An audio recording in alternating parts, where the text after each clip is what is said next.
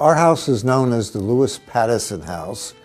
We're located here at 8110 Frankfort Avenue in the Holmesburg section of Philadelphia. Carol and I moved in here 35 years ago on our wedding day, and we set our sights on furnishing the house with period antiques, and we've been busy at it during this long period. After moving into the house, we proceeded to furnish it with period furnishings. And being in Philadelphia, we had a special interest in finding Philadelphia antiques in order to put into this house.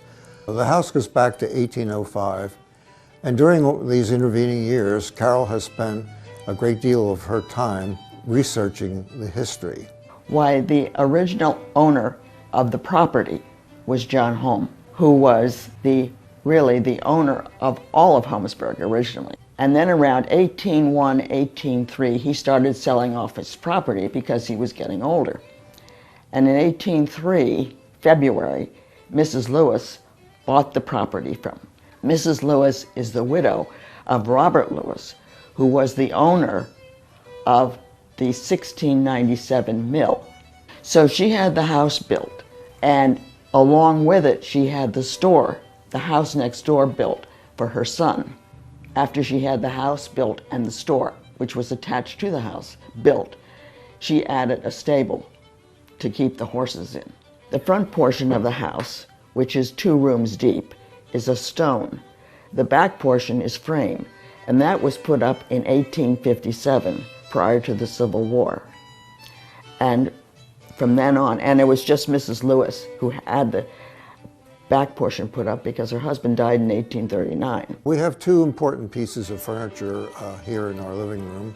One piece is this highboy to my left. It's very early. It dates back to 1740. It's an unusual piece that it's known as a Spanish foot highboy. We also have a Philadelphia Chippendale lowboy in mahogany that dates approximately 1760 to 1770. We have a special chair in this room, which goes back to the Chippendale period, 1760 to 1770. It's known as the Presley-Blakison chair. Presley-Blakison was known as a cordwainer.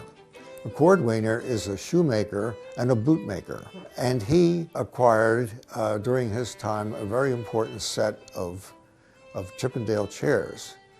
And we have one in this room, which bears a plaque indicating his ownership.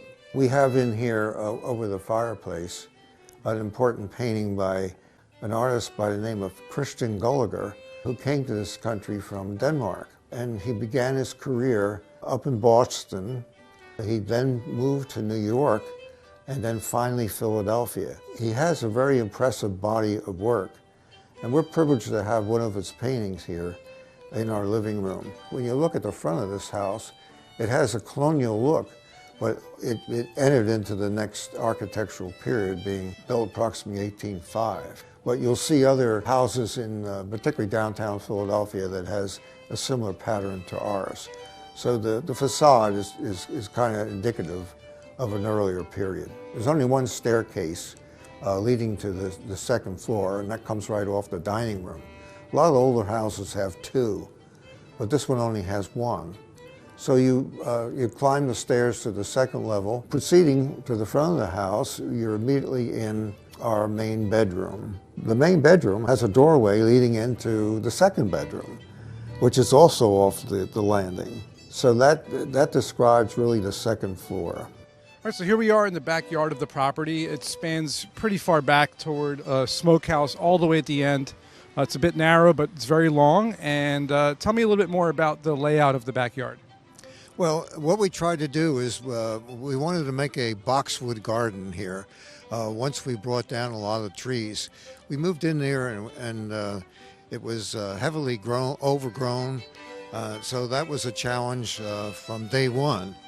Yeah, it looks really nice. I like the bird feeder and the statue and the bench and pathway that you have, the cobblestone type pathway going to the back. And then what was the house in the back you mentioned? Well, that's our, there was never a house in the back. We brought in this smokehouse based on a design of a smokehouse down in Williamsburg, Virginia. And what I did was took the basic design and reduced it to a size that would fit here in the rear of our yard. More or less, it's become a focal point for us.